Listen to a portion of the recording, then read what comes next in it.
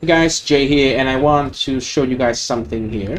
Right, so currently, sadly, I cannot show you in the map because my computer simply cannot handle me playing this build and turning on the record at the same time on a map, right? So if there is no monster nearby, I can do this. But if there is monster nearby, I do this, and then I turn on the recording, then it would just lag out my computer and just basically freeze the game for me. So, well, as per usual POE, if your computer cannot handle it, that means it is good. It is some crazy shit. And I think I can actually show you in a low level zone for this one. The zone I was just in is a Maven's invitation. I just want to test out a little bit of a single target. This is not optimized, by the way. But here is what it looks like normally while you are mapping, right? So basically, once in a while, you cast a brand, and then you just run in a straight line or run, around the map, pretty much. And it just clears everything, which feels pretty nice.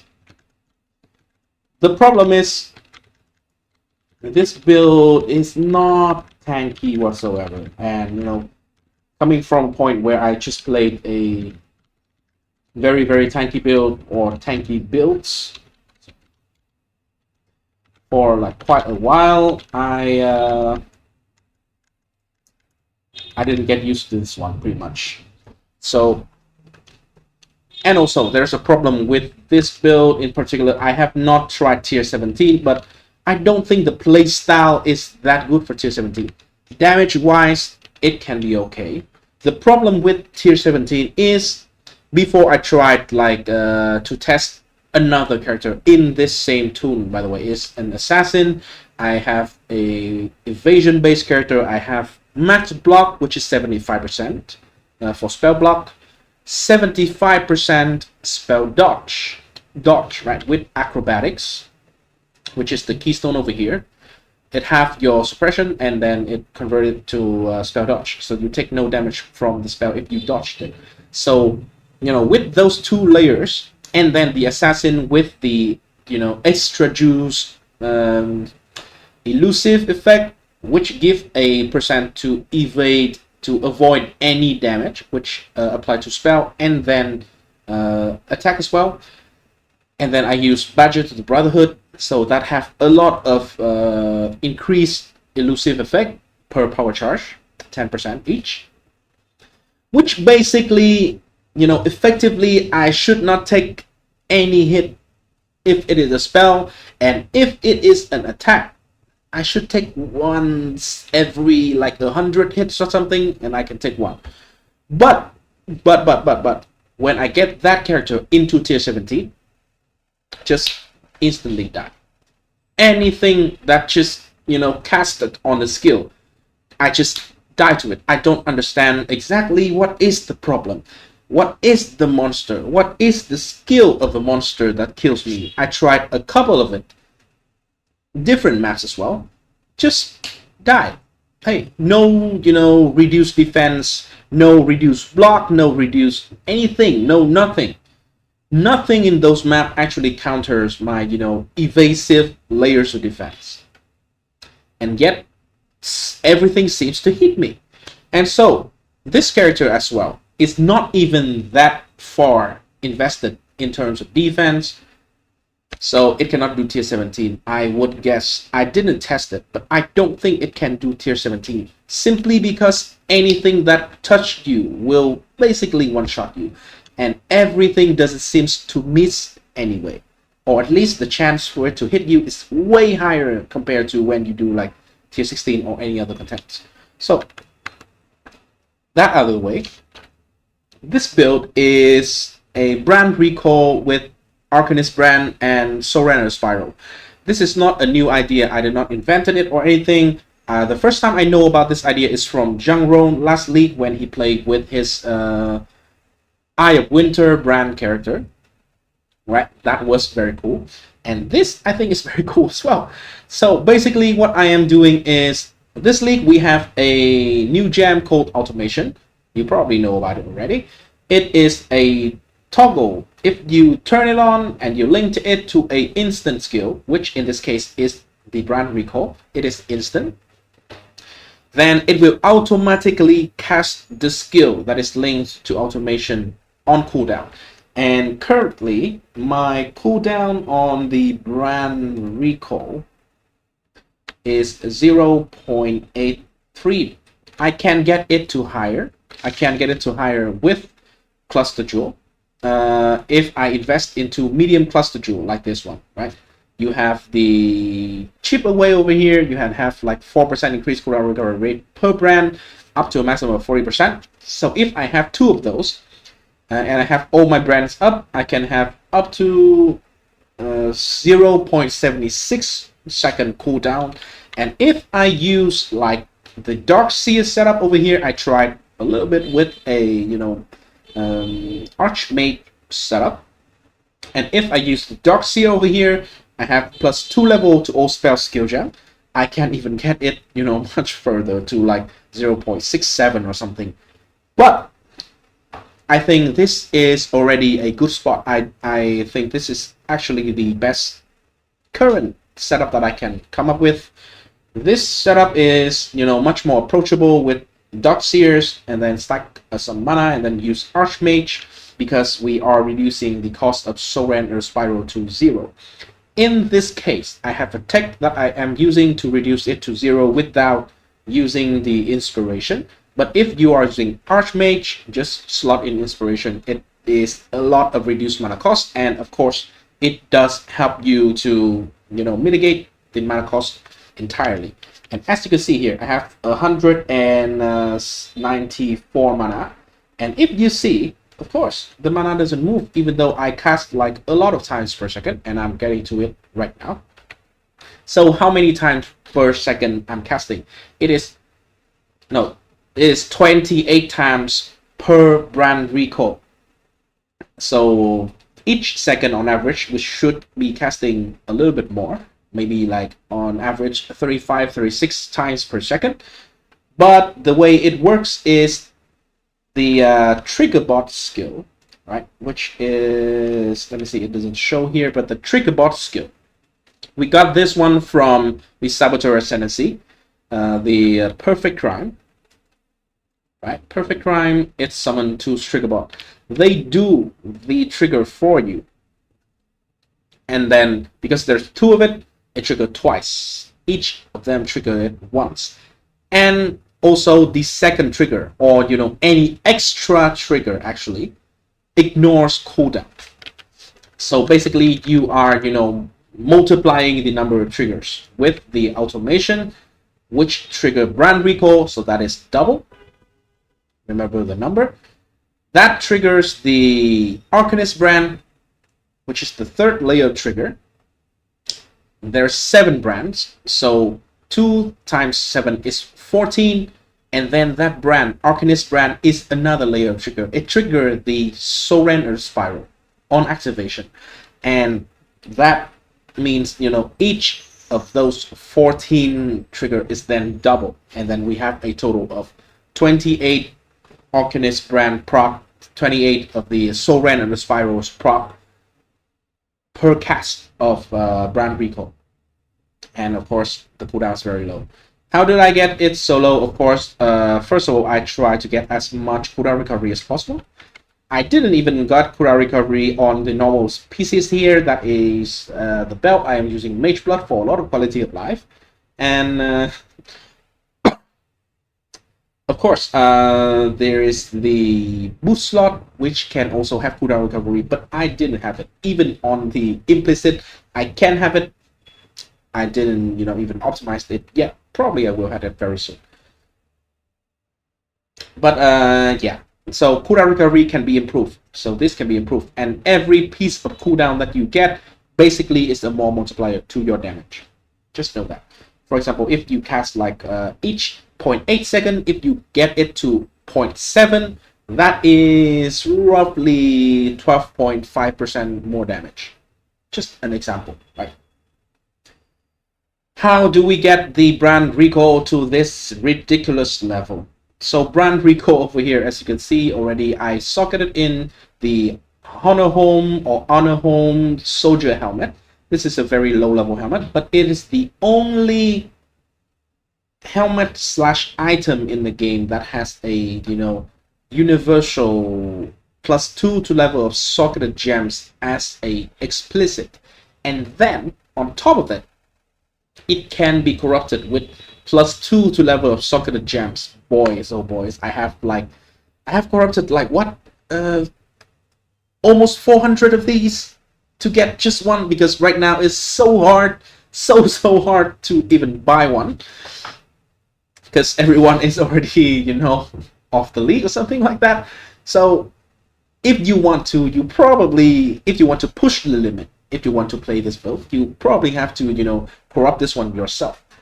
It is +4 to level all socketed gems, by the way, and this is very important because brand recall is, first of all, it is a spell. Automation is also a spell. It's not a, so these two are not even like support a skill, which means Empower can support automation, and it also support brand recall. As you can see here, we have automation to level 33, brand recall to level 19. Enhance, of course, also support both these two. By the way, without the extra levels from other sources, is level 7. We get it all the way to level 19. And why Honor Home? Because these two skill gems, and of course Empower and Enhance as well, they are not like fire skill, they are not, you know, they're just spell skill. So this is the only way, and this is the best way that you can push the level of this particular gem to as high as possible. Maybe you can do it with, you know, the body armor from last league, which give +12 to level of all gems, but then -2 for each socketed gems, right? So that can be another way, but the body armor slot is also very valuable. I think this one is the best setup so far. And also on top of it, it is having up to -20% reduced mana cost of skill. So that does help with, you know, a problem that I will talk about in a little bit. So now you get the brand recall to as high level and of course as high quality as possible to get maximum amount of recovery that you can, and then it trigger as frequent as possible. The brand, the Arcanist brand is currently using Soulrend Spiral, Awaken GMP, Void Manipulation, added chaos damage, and Hypothermia. And I use Hypothermia because I use Expedition, and this is not only a layer of, you know, it not only does it enable the Hypothermia support as a support gem, but it also is a layer of defense because it allows all of your damage to be able to freeze the target. And you all know we have decent crit chance right now, right? With how many hits we are doing, well, we will always be freezing a lot of stuff on the screen. So yeah, it is not only good offensively but defensively as well. That is why I really like this chest for this current setup. Nimis for return projectile, of course. The reason why I choose Soulrend or the Spiral over here is it is the only skill, right? Let me remove Arcanist brand over here and just cast a normal Soulrend. Okay, no GMP. So if you cast the Soulrend, normally it works like that. Let me also remove this also. It fire projectiles in a sequence like this one, right? So you add projectiles, it fire more projectiles until it finish. And it, you know, of course, is stacked on top of each other. As you can see, there's multiple going out at the same time. So the concept here is this skill, actually, all of those projectiles can hit the same target. It is one of the very, very few skill in the game that can still shotgun with extra projectiles. So that is the reason why I am using this for the character, because, of course, right? Let's just say a single target situation. We stand in the middle, and the target get hit by all of this madness. And 28 times per 28 cast per brand recall. Each the Soulrend spiral is currently giving me 10 projectiles, I believe, without like using Dying Sun or something. Yeah, 10 projectiles in the spiral. So we have 10 projectiles. It goes out. Each of them can hit the same target if the target, let's say, is the boss, and in the middle, the perfect scenario, we will hit it 10 times per cast. And then on the way back, each projectile return can then hit it one more time for 20 times per single cast. 20 times 28 cast is 560 hits per trigger. And that is a pretty decent amount of hits. And yeah, it also kind of explains why it lags so hard. When I try to do a map and record at the same time. So yeah, hey, that is the basic concept of the build. The other item I'm using for is just to, first of all, minus mana cost. This is for some extra spell per chance. It's just a random rare corrupted item. But if you don't have it, just rare life resistant pretty much. Right, expedition. And the amulet you can use like Soulrend level here, but it is quite expensive actually. This plus 2 all gems and then something else actually is quite good for me. The plus 2 all skill gem level of all skill gems here, it actually works with the brand recall as well. If you can have like a simplex amulet here with plus 2 to level all skill gem, hey, that is the best thing that we can have here, right? Maybe with some life is okay, crit chance is okay actually, crit multi is okay, and of course level of chaos skill gem is also okay. The wand here, I bought it for 100 divine. Well, if you don't have this, I probably would recommend you to go for non-crit. The reason why we should go non-crit is it is very hard to invest into crit, because we need to take a lot of the brand stuffs, right? And we kind of need to have this area over here. The reason why we need to have this area over here, I will explain, is I am using this tech, the Militant Faith, with 1% reduced mana cost of skill per 10 devotion. I am overlapping it in this area with Unnatural Instinct. So if you see here, Unnatural Instinct here already give 105 devotion just on the small area here. And then with the other passives that I am having in this area, I am having just enough reduced mana cost to, you know, to reduce the cost of Soulrend and Spiral to 0. That is with the help of the minus mana cost from the ring here, and then also the Watcher's Eye with minus mana cost while affected by clarity. And yeah, that is the way I am using to reduce mana cost to 0. And if you don't reduce it to 0, it will be very, very annoying of a problem, because technically you are not the one who is triggering the skill, because of Triggerbot, then Triggerbot is the one who is triggering.